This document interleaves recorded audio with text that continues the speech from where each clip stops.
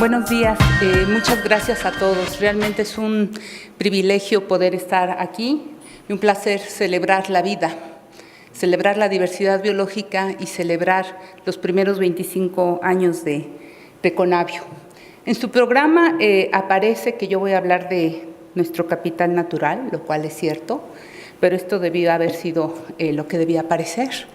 En el programa voy a hablar de los principales hallazgos de la evaluación científica que hemos estado realizando en la Conavio para conocer el estado de conocimiento, de conservación y algunas recomendaciones para transitar hacia la sustentabilidad. Y pongo de coautoras al secretariado actual, a mis colegas Tania, Silvia y Georgina, a quienes les agradezco mucho su comprometido trabajo. Y el et al que venía en la anterior diapositiva realmente es porque no puedo poner todos los nombres de todas las personas que directamente han contribuido. Voy a hacer una síntesis de casi 2.600 páginas, pero no se preocupen, el ejercicio ya lo hicimos antes, tenemos varias síntesis muy claras, muy concisas. El compilador, el coordinador general de esta obra es el doctor Sarucán y hemos tenido la participación de más de 800 personas, de más de 250 instituciones en estos 4 volúmenes y la síntesis, todas disponibles, todos los productos que generamos en la Conavio disponibles en la página, nuestro sitio web, en la página de internet de Conavio. Y les voy a empezar hablando, dándoles un contexto sobre capital natural para que todos estemos hablando de lo mismo. Y voy a hacer los hallazgos más relevantes de lo que sabemos, incluso de lo que no sabemos también. Hay que destacar que como una evaluación científica destaca también mucho los huecos que hay en nuestro conocimiento, cuáles han sido estos factores de cambio y algunos ejemplos muy claros de cómo se puede usar esta información para tener mejor gestión ambiental y prácticas sustentables. No va a ser lineal, voy a ir transitando en estos temas conforme vaya hablando de estos, para terminar con algunas reflexiones sobre los principales retos que tenemos de nuestro capital, sobre nuestro capital natural. Y seguramente el doctor Sarucán les podría explicar mejor por qué el nombre, por qué usamos el nombre de capital natural y por qué no hablamos de la evaluación de los ecosistemas, por qué no le llamamos el patrimonio biológico de México, o por qué decidimos no llamarle el estudio de biodiversidad, que esto es un segundo estudio. Y es porque queríamos dejar muy claro en todos los que vean esta obra que esto es parte del capital más importante que tiene el país, que no puede haber ni capital, todos los demás capitales, desde el humano, el financiero, el manufacturado, se derivan realmente de la naturaleza. Entonces, por capital natural en esta obra estamos definiendo el conjunto de los ecosistemas, la biodiversidad que habita en ellos, pero además los procesos, el funcionamiento para obtener los bienes y servicios de los cuales depende nuestra propia existencia como humanos. Entonces, realmente como capital natural estamos hablando de todos los aspectos que abarca la diversidad biológica o la biodiversidad, desde su composición, estructura en función, desde los genes hasta las comunidades, las especies, los paisajes, y sobre todo y de manera muy relevante para nuestro país, los aspectos culturales que han moldeado, que puede ser visto, como le decía el doctor Galindo, a escalas muy diferentes, y su estudio a diferentes escalas pues tiene ciertas implicaciones muy diferentes. El enfoque que tiene el estudio es el mismo que tiene el de la evaluación del milenio de los ecosistemas, mejor conocido como el Millennium Ecosystem Assessment, donde se hace mucho énfasis pues, en los servicios ecosistémicos que obtenemos de la biodiversidad, servicios de provisión, servicios de regulación, servicios culturales y servicios de soporte. Dentro de estos, los servicios de provisión pues están bien valorados por todos nosotros sabemos que cuesta, ¿verdad?, obtener alimentos, pagamos una cuenta de agua, sabemos cada día que es más importante la regulación del clima, pero hay otros servicios, por ejemplo, como tiene que ver con la formación del suelo, la regulación de nutrientes o servicios incluso culturales o estéticos del valor que tiene estar en un área natural que no son valorados cabalmente. Entonces, el enfoque que se dio en este diagnóstico, en este gran estudio, fue evaluar qué consecuencias tienen los cambios en los ecosistemas para el bienestar humano y que estableciéramos bases científicas de acciones para mejorar justamente la conservación y el uso sustentable que nos permita satisfacer las necesidades humanas, y esto muy dirigido a tomadores de decisiones. Y tomadores de decisiones no estamos hablando solamente de gobierno, tomadores de decisiones somos todos nosotros, cada uno como ciudadano, las decisiones que toma en el día a día para su consumo, claro, pasando por todos los sectores. ¿De dónde viene la información que sabemos de nuestro capital natural? Y el doctor Sarucán la semana pasada hacía énfasis en algo que inició la Conavio trabajando con las colecciones. Para saber qué especies hay en el país, qué especies habitan, tenemos un largo legado de colecciones científicas que son con las que empezó a trabajar la Conavio. Muchas colecciones son regionales, principalmente pues trabajan en su propio estado y dan registros para su región. Otras colecciones, como las nacionales, además de dar datos para nuestros alrededores, dan datos de otros estados, y hay muchas colecciones que trabajan además en documentar la diversidad marina. Son cerca de 200 colecciones que han trabajado por más de 2 siglos documentando la diversidad. Y de ahí podemos saber qué tan bien conocemos nuestro país. Este es un mapa que muestra en una escala de 10 kilómetros cuadrados qué tan bien conocidas están ciertas zonas en México de acuerdo al Sistema Nacional de Información sobre Biodiversidad. Aquí podemos ver la importancia de las estaciones biológicas científicas como los Tuxtlas. Es un sitio muy bien conocido, pero además de los huecos evidentes en espacios geográficos, tenemos zonas muy poco colectadas. Y esto es un esfuerzo monumental que ha realizado la Conavio, con más de 11 millones de registros, con trabajo de muchas colecciones de México, del extranjero, y obviamente plataformas de observación y literatura científica, recopilando los nombres en catálogos y proveyendo además con imágenes que nos ayuda a difundir todo este conocimiento. Este es un diagrama que nos muestra qué tanto sabemos de la biodiversidad. Este tapetito muestra la densidad de especies. Por ejemplo, de plantas, estamos hablando de unas 25,000 especies, pero no todas las tenemos conocidas. Se estima que puede haber entre 27,000 y 30,000. En el caso de artrópodos se estiman unas 100,000 especies, y vean, nuestro conocimiento todavía está muy limitado y hace falta descubrir muchas especies. En el caso de los mamíferos, estamos hablando de unas 545 especies, 488 terrestres, pero todavía se podrían llegar a descubrir algunas especies. Entonces, como ustedes verán, hay grupos como hongos en donde nos hace falta también descubrir mucho.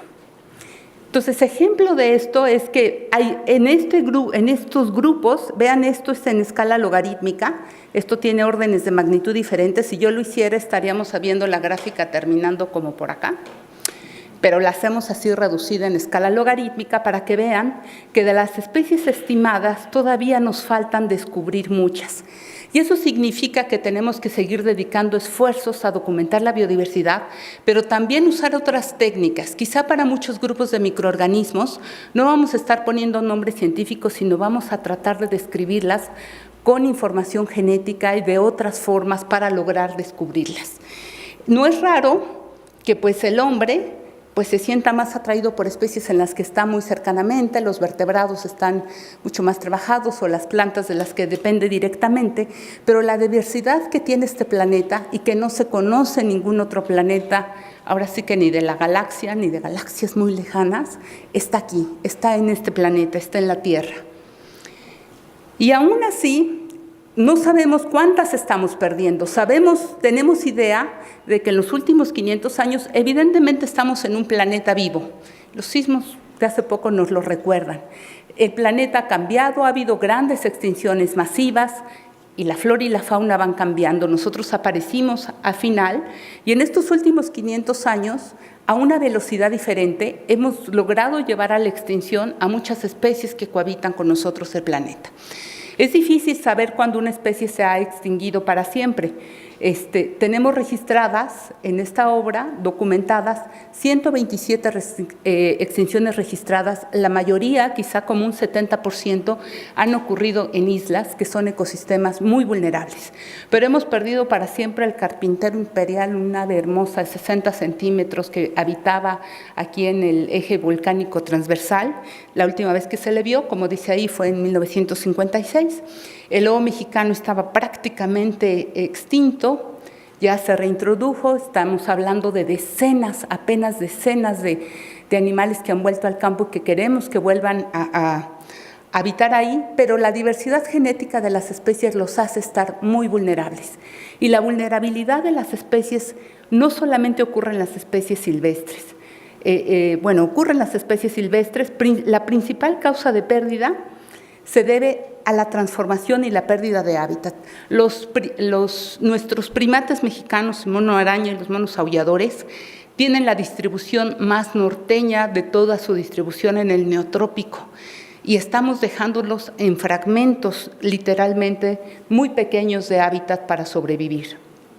Y esto ocurre también no solamente en especies de la vida silvestre, ocurre también en variedades que son muy importantes, que son relevantes para salvaguardar nuestra seguridad alimentaria. La expansión de una sola variedad ha tenido consecuencias, por ejemplo, en la pérdida de germoplasma. Este es un trabajo del doctor Bellón que está hoy aquí.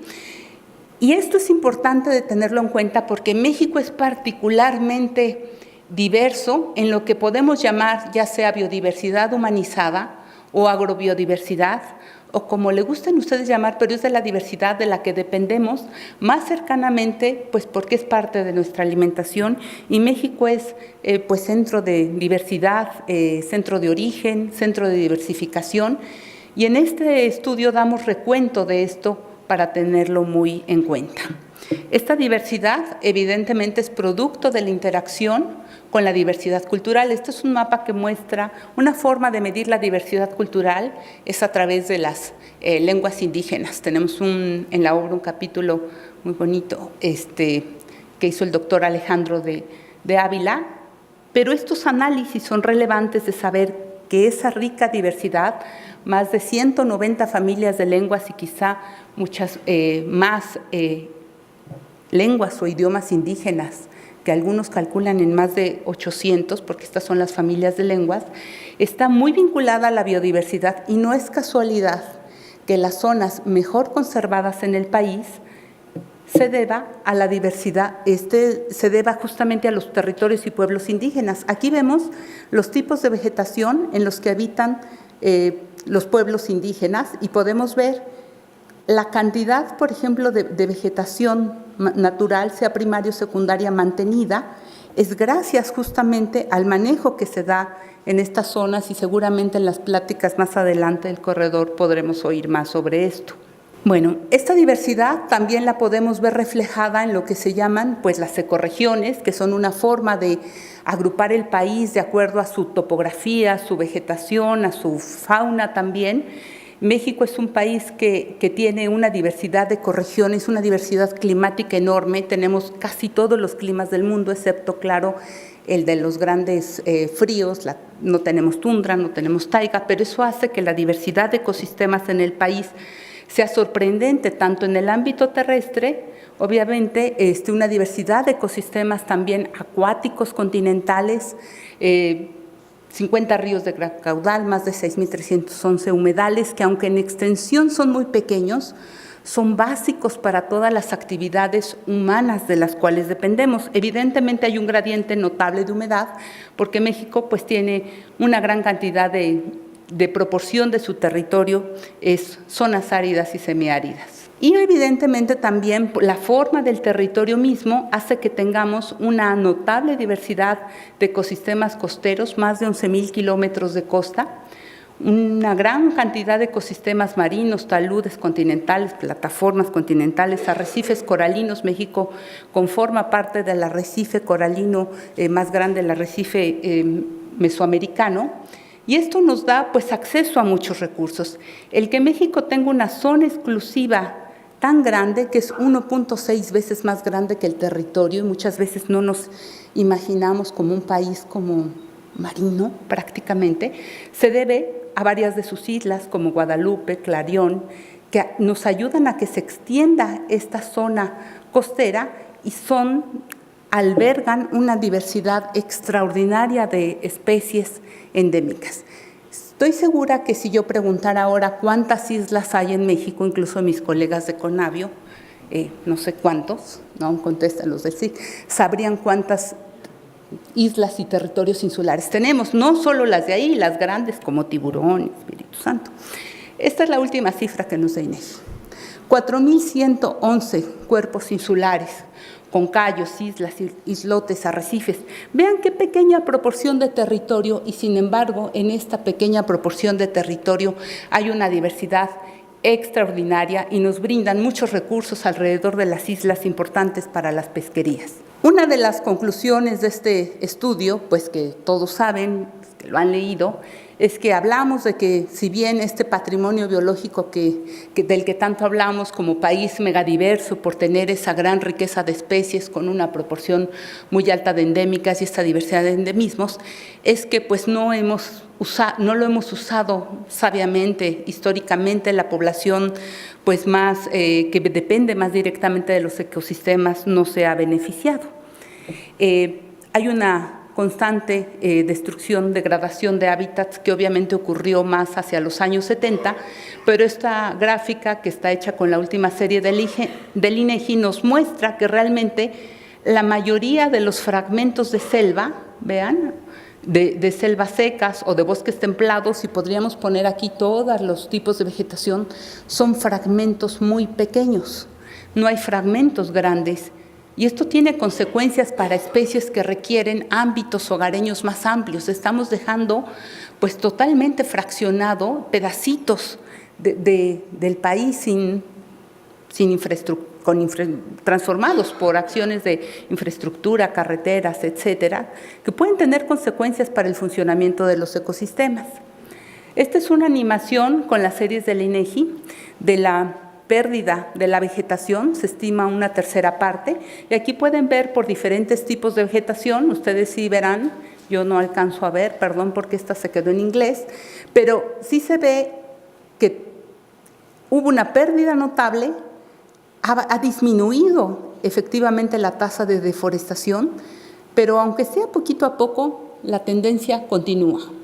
Como parte de otros trabajos, hace tiempo empezamos a ver, bueno, aparte de la pérdida de vegetación, qué efecto tiene la infraestructura, las ciudades, el desarrollo, y obtuvimos este índice de impacto humano. Como pueden ver, es muy claro el papel que juegan las ciudades y pues el índice de impacto humano nos muestra muchas zonas degradadas, por ejemplo, en la zona donde vivimos, en el eje volcánico transversal, altamente fragmentado y con un gran impacto. Las zonas costeras también pues están sufriendo un impacto bastante grande. La situación de los acuíferos tampoco es noticia nueva, muy agradable. Tenemos un muy mal uso del agua en México, sobre todo en el riego agrícola, no somos muy eficientes, cuerpos de agua contaminados, desecados completamente algunos, que tenían especies de peces únicos y endémicos para el país, las islas severamente amenazadas por especies exóticas invasoras. Ahí sí tenemos algunas buenas noticias que presumir, porque ya van 58 erradicaciones en 37 islas, que es una inversión enorme. Poder hacer una erradicación implica muchísimo trabajo y no debemos dejar, una vez que se logró limpiar una isla, que sufre el riesgo de que otra vez se vuelva a introducir una especie exótica y causar de nuevo daños a especies que se han recuperado. Obviamente las costas y mares se enfrentan muchos problemas, desde la contaminación, la zona muerta del Golfo de México debido a la cantidad de pesticidas que se usan en la zona agrícola de los Estados Unidos, el crecimiento. Este es en general del crecimiento urbano y cómo ha cambiado la relación entre lo rural y lo urbano en México, y las costas a la gente le gusta pues vivir en las costas, y las costas han tenido un desarrollo de infraestructura muy relevante, también un incremento de puertos en el país que se vuelven vías de introducción de especies exóticas invasoras. Obviamente, todas estas transformaciones pues estamos haciendo una transacción de cambiar el ecosistema, de quitar un manglar para poner pues un hotel, o de hacer un cambio, y tienen costos, y los costos pueden ser vistos desde el punto de vista económico. Cada vez hay pérdidas y costos más altos asociados a los desastres naturales. Estos son los últimos datos del Atlas Nacional de Riesgos, que ascienden pues, a 12,000 millones de dólares. Son cifras muy altas debido justamente a que cada vez, aunque hay quienes digan que no hay cambio climático, ¿verdad?, incrementa la frecuencia de huracanes, son cada vez más fuertes, y si las costas están desprotegidas, los efectos son mucho más nocivos. También en estos costos, en la obtención de alimentos sin criterios ecológicos, obviamente muchas pesquerías han colapsado y estamos comiendo cada vez peces más pequeños, los puse estos con propósito porque estamos comiendo peces de la cadena trófica más baja, y muchas pesquerías están colapsadas por la forma de hacerlo sin criterios, pensando que estamos como en el Mar del Norte, donde se mete una red y se va lo que se busca, y aquí tenemos mucha pesca incidental de cosas que no interesan para muchas pesquerías, ¿verdad? Y si bien desde los 70 se empezó a fomentar, incluso la FAO en un principio fomentó los programas de acuicultura para obtener proteína, el problema de las actividades de manejo acuícola ha sido pues que no se pensó la parte ambiental como debiera, y se promovió el uso de muchas especies que a la larga se vieron son especies exóticas invasoras, como la carpa asiática o la tilapia africana, que han llevado realmente a la extinción de varias especies de peces, mientras en el país se han identificado al menos 130 especies con potencial de cultivo, se cultivan apenas unas 12. Obviamente esto requiere inversión. Aquí les estoy poniendo la imagen del catán.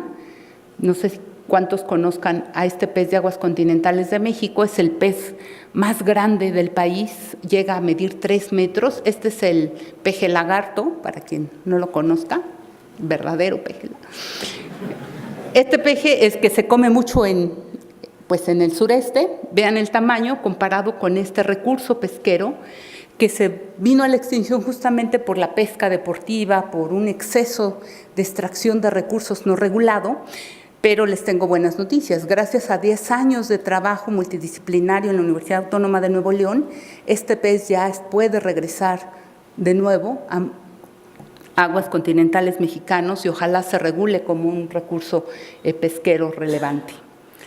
Evidentemente, la transformación de manglares no se había contabilizado debidamente, no se habían contabilizado las externalidades y las consecuencias que tienen, la importancia que tienen para las pesquerías. Afortunadamente, cada vez hay más estudios que muestran el valor que tiene mantener los manglares. Y evidentemente, mantener la biodiversidad es relevante porque si no la mantenemos, estamos metiendo cada vez más productos, por ejemplo, para cultivos, para monocultivos, mantenerlos libres de plagas, de enfermedades, es muy costoso. Si mantenemos vegetación aledaña, hay muchos organismos que regulan estas plagas, ejemplos de ellos son los murciélagos, y son menos costos tanto ambientales como económicos. Y evidentemente meter plaguicidas también va teniendo consecuencias en otros grupos que nos interesan mucho y de los cuales dependemos para servicios, que son aparentemente gratuitos, como el de la polinización, que no solamente la realizan las abejas, sino otros insectos, aves, murciélagos. Y el valor también de los cultivos que son polinizados es más elevado de cultivos que no son polinizados. Las abejas silvestres del país, 90 de ellas recolectan polen, y un ejemplo también relacionado, por ejemplo, a la producción de aguacate, que está también valorada, es que al menos 70 insectos las visitan para poder obtener los frutos del aguacate. Entonces, creo que tenemos que buscar unas alternativas de producción más sustentables para mantener estos servicios que están calculados literalmente en millones de dólares. De hecho, en los Estados Unidos, para la producción de almendra, a veces se tienen que importar pues, las colmenas de abejas para poder mantener la producción. Evidentemente, a lo largo de estos años, ha habido avances en México para la gestión ambiental. Muchos de ellos provienen incluso de tratados internacionales. No voy a decir más porque es la mesa que viene con el grupo de asuntos internacionales, ese y todo el equipo, pero ha tenido beneficios, muchos de estos en la legislación mexicana, y creo que un parteaguas fue la creación, sin duda, de la Semarnap, con P, cuando la dirigía la doctora Carabias. Y dentro de estos programas que hay, las políticas que hay, que se promovieron en un punto, están las unidades de manejo de vida silvestre, para promover la manutención del hábitat, que sí trajeron también, no han tenido una evaluación a profundidad, en algunas sumas se trajeron incluso muchas veces especies exóticas, hoy ha cambiado, se busca el uso de especies nativas, hay también varios programas que promueven ya el uso más de especies mexicanas y quitar a estas especies. Hay 450 especies que son manejadas en las sumas y que se pueden beneficiar de mantener justamente los hábitats. Pero sin duda el instrumento más relevante en la conservación en México, en el mundo, pues han sido las áreas naturales protegidas. Han crecido a lo largo de estos años muchas áreas protegidas, sabemos que fueron decretadas o se han decretado de manera oportunista porque evidentemente requieren tener el aval de las comunidades, a veces hay un sesgo en decretar en México las partes altas de montañas, más de 2.800 metros, y el porcentaje cambió, estamos aproximadamente en un 12%, la meta Aichi mandata que debemos incrementar a 17%, y ahorita voy a comentar, esto es una parte de la meta de Aichi. La meta de Aichi no solamente son números, no es llegar al 17%, y ni al 10% en lo terrestre. Dice claramente en áreas de importancia biológica y manejadas adecuadamente. Entonces, una parte es saber dónde, y esto se incrementó de lo marino de 1.9 a 22% con los últimos decretos que se anunciaron en la pasada COP en Cancún.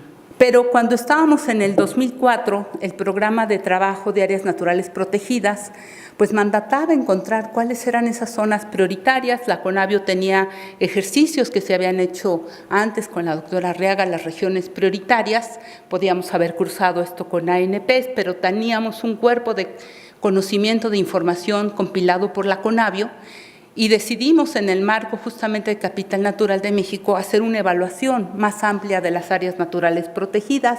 Teníamos datos para hacer modelos de distribución, para analizar los patrones, para ver factores de presión. Los algoritmos emergentes en ese entonces nos permitían unas ciertas escalas. Hicimos los sitios prioritarios terrestres, dulceacuícolas, marinos con otras metodologías, para saber que pues en realidad un país megadiverso requiere más área, nos salió un 30%, y que solamente 12.9 coincidía con ANPs, es decir, que hay muchos sitios de gran importancia en nuestro México megadiverso y betadiverso afuera que hace falta proteger o usar sustentablemente para mantener nuestra biodiversidad. Es cierto que pues, hay un gradiente en el estado de conservación y que se debería pensar en aquel hábitat que todavía son estas áreas que están en estado primario, cómo las podríamos mantener si se debieran decretar como áreas naturales, si deberían tener aprovechamiento, áreas muy degradadas que jugaron un papel importante y que también deberíamos pensar qué instrumentos de la restauración en sentido amplio, que hay ecológica, rehabilitación, reclamación, se podrían estar empleando, y en ese sentido y con nuevos datos y otras herramientas, pensando en lo que habíamos hecho para los sitios prioritarios, que era buscar aquellas especies y ecosistemas más vulnerables y más irreemplazables, nos sirvieran de sombrilla para proteger a las demás especies. No es que solamente nos preocupamos por unos pocos. ¿Cómo podríamos aplicar esta importancia biológica sabiendo que habría más factibilidad, es decir, que están menos transformados, para proponerlos para su restauración, dado que la restauración, sabemos, es muy costosa? Iniciamos estos sitios que les llamamos de atención prioritaria en colaboración con el Corredor Biológico para ver la gestión de zonas de atención de alta biodiversidad. Consideramos todos nuestros análisis previos, el estado de conservación, riesgo de deforestación, cercanía a áreas protegidas, y generamos este mapa que les presentaba ya el doctor a 1 kilómetro, que creemos que es una guía muy importante para las metas de Aichi porque son las zonas mejor conservadas en el país que nos ayudan a mantener también, a fortalecer nuestras áreas protegidas. Y por otro lado, también con varios criterios hicimos, obviamente, en todos estos ejercicios yo creo que llevamos más de 260 especialistas que han colaborado con nosotros, buscamos estos sitios de alta importancia biológica y mayor factibilidad que nos sirvieran de guía ante la meta 15 de Aichi, que propone que todos los países deben restaurar al menos 15% de su territorio. Estamos diciendo dónde, con poca inversión o incluso dejando que se recupere la vegetación, se podría encontrar sitios de gran importancia para la biodiversidad. Y entonces estamos proponiendo que los SAP caen aquí, podrían usarse como guía para áreas protegidas, zonas de aprovechamiento, y que los sitios prioritarios de restauración pues también están por este ámbito. Evidentemente nos tenemos que pensar si se van a decretar. No podemos evitar pensar qué va a pasar con el cambio climático. Y estamos haciendo ya los análisis porque todas las ecorregiones, por un lado, se van a volver más secas, incluso selvas cálido húmedas o los desiertos, todas se vuelven más secas y todas se vuelven un poco más calientes. Entonces tenemos que pensar si estos sitios van a tener las condiciones ambientales para mantener la conectividad de los ecosistemas y con las áreas protegidas, y si en el futuro van a ser realmente esos refugios. Esto es solamente para platicarles que sí seguimos actualizando muchas cosas en Capital Natural y es parte de lo que estamos haciendo. ¿Para qué hacemos esto? Estos sitios, pues, deben servir para buscar mejores estrategias de conservación efectivas, ser una guía, están considerados dentro de la Estrategia Nacional de Biodiversidad, podrían considerarse en la Estrategia de Cambio Climático, contribuyen a diversas metas de Aichi y a los objetivos del desarrollo sustentable. Entonces, estos análisis tienen como propósito ayudar a guiar la toma de decisiones. Y ya la han guiado. De hecho, esta la puse después porque CONAFOR, la última plática que di sobre este tema, CONAFOR me dijo, ¿por qué no dijiste que estos sitios yo los uso para el pago por servicios ambientales? Entonces, para que no se me olvidara, justamente lo puse después. Ya han servido de guía para identificar zonas que requieren fortalecerse por medio del pago de servicios ambientales, que son un instrumento que, si bien está un poco detenido con alfileres, ha sido muy relevante para mantener ciertas zonas con su cobertura vegetal. Ya se hablaba de esto, solamente lo menciono porque hay muchos ejemplos que se citan en esta obra acerca de manejo forestal comunitario, que son muy relevantes por el empleo que da a las mismas comunidades y las formas de uso de organización con experiencias muy, muy valiosas. Esta sí no la voy a decir porque ahí viene más tarde Rafael, pero hay que decir que hay muchos de estos procesos surgieron también del seno pues en el Corredor Biológico Mesoamericano, con muchas iniciativas de trabajo con comunidades. Y llego a comentar con ustedes algunos de los retos que tenemos por delante para dar espacio para preguntas. Pues uno de los retos más importantes es que muchas veces creen que el problema ambiental se debe resolver únicamente desde el sector ambiental, y ese es el mayor error, porque justamente el no tener políticas transversales, el no mirar las decisiones macroeconómicas para internalizar los impactos es lo que ha llevado a la crisis que hoy tenemos. Entonces, es muy relevante que se empiecen a considerar los costos que tienen las diferentes actividades y promover más estas políticas transversales, como pareciera que ya está ocurriendo cada vez más. Una de las conclusiones que tenemos, y seguramente también más tarde Andrea lo mencionará, es establecer también en el ámbito regional o local esos puentes entre academia, gobierno y sociedad para conocer mejor la diversidad local. Yo creo que la mejor forma de que ocurran estos cambios es con mejor conocimiento y con gobernanza, en donde todos participen con una sociedad informada y activa en la toma de decisiones. Tenemos evidentemente retos muy importantes en la conservación. Necesitamos salvaguardar esta biodiversidad de la que nos sentimos tan orgullosos. Las especies endémicas no son repetibles, no las vamos a poder traer de ninguna otra parte del mundo. Tenemos que mejorar las acciones de conservación, no solamente dentro de áreas protegidas, sino fuera de ellas, con mejores instrumentos, con capacitación, con mercados para productos que se generan de manera sustentable. El marco legal también debe ser revisado y actualizado para dar mayor certidumbre, mayor monitoreo y vigilancia, fortalecer las capacidades estatales y el desarrollo obviamente institucional. Y sin duda nada de esto se puede hacer sin conocimiento. Y eso creo ha sido la labor de Conavio. Sabemos que el conocimiento es la base fundamental e indispensable para la toma de decisiones. Necesitamos proveer de inteligencia a aquellos que sea información que sea relevante en el ámbito también local para los tomadores de decisiones y transformar realmente a los dueños de capital natural en actores muy relevantes. Me es imposible citar a todos, pero al menos quiero agradecer a los que han estado muy directamente involucrados en este estudio, al coordinador, a los compiladores, a los que han trabajado en la coordinación, asistencia, en la producción y en todos los análisis y a todos, en realidad, los colegas de Conavio, porque de alguna forma también en el desarrollo del SNIBI muchos de estos instrumentos nos han permitido hacer esta evaluación. Muchas gracias.